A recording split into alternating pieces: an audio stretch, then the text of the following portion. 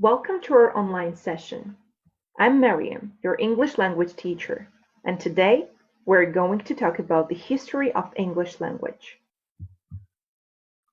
Ever wondered how English, with approximately 750,000 words, came to be the wonderfully expressive and multifaceted language it is today? Like most languages, English has evolved through generations of speakers, undergoing major changes over time.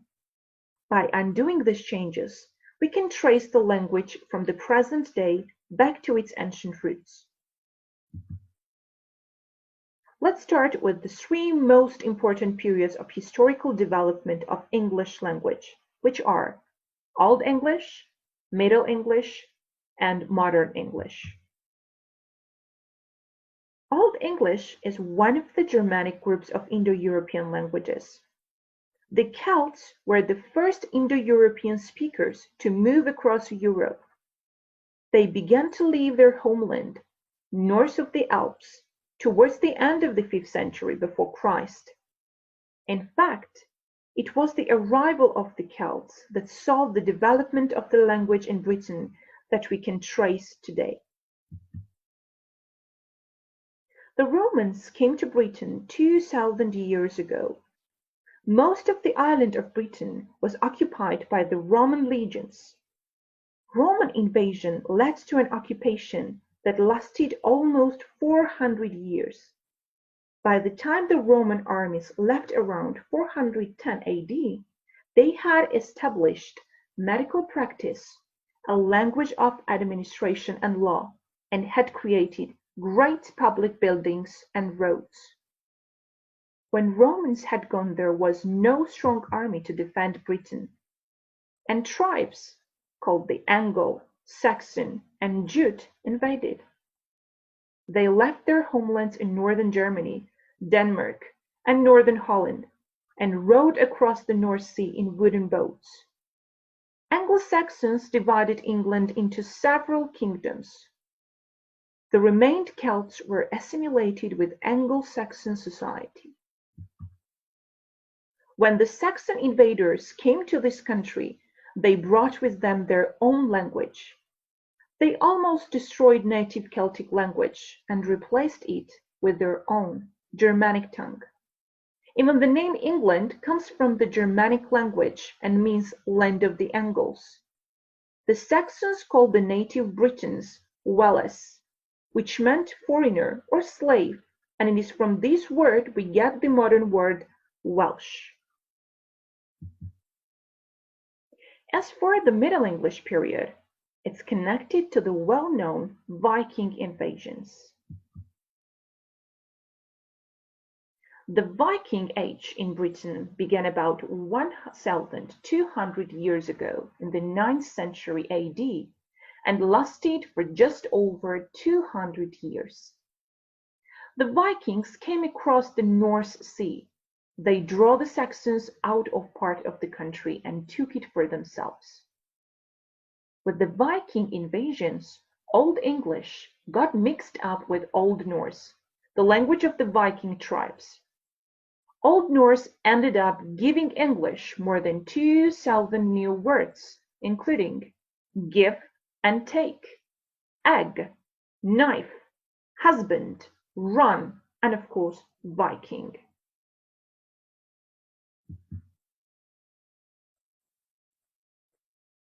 The Middle Ages in Britain cover a huge period. It continues with the Norman Conquest, which began in 1066. The Norman invasion established French as the language of royals and of power. Old English was left to the peasants. Despite its less glamorous status, it continued to develop and grow by adopting a whole host of Latin and French words, including everyday words such as beer, city, fruit, and people. By adopting and adapting French words, the English language also became more sophisticated through the inclusion of concepts and words like liberty and justice,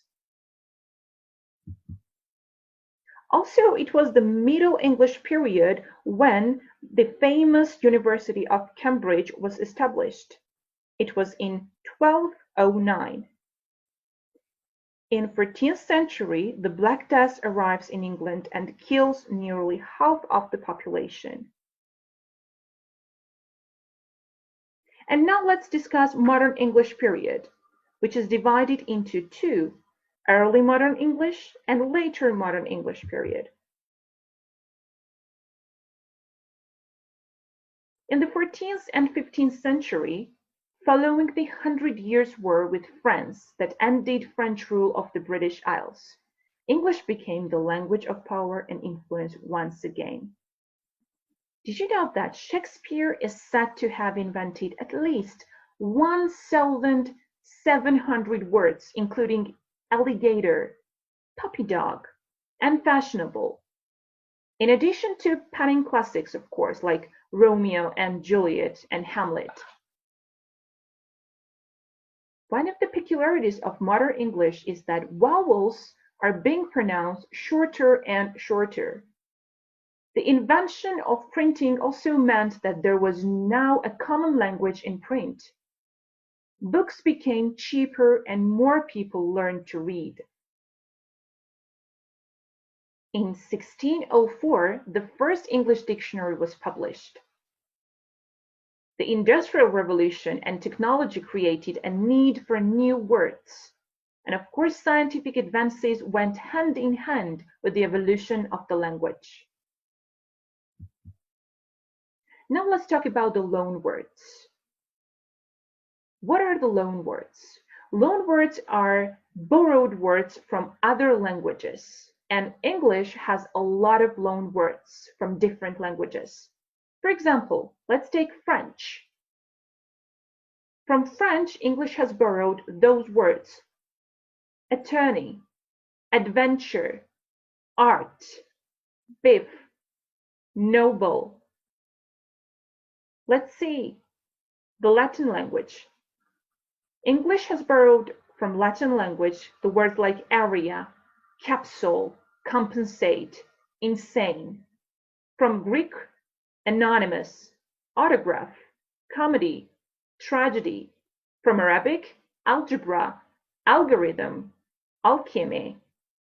From Spanish, it's canyon, mosquito, wrench, guitar. And from Italian, opera, balcony, stanza, studio, and umbrella.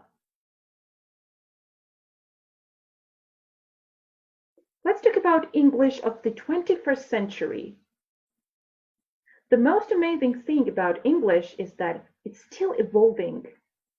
From the development of local dialects and slang in countries as far apart as the US, South Africa, and New Zealand, and in the cities as different as New York, Oxford, and Singapore, to the incorporation of tech vocabulary into everyday English. Vocabulary alone is increasing at a pace of approximately 1,000 new and approved words per year.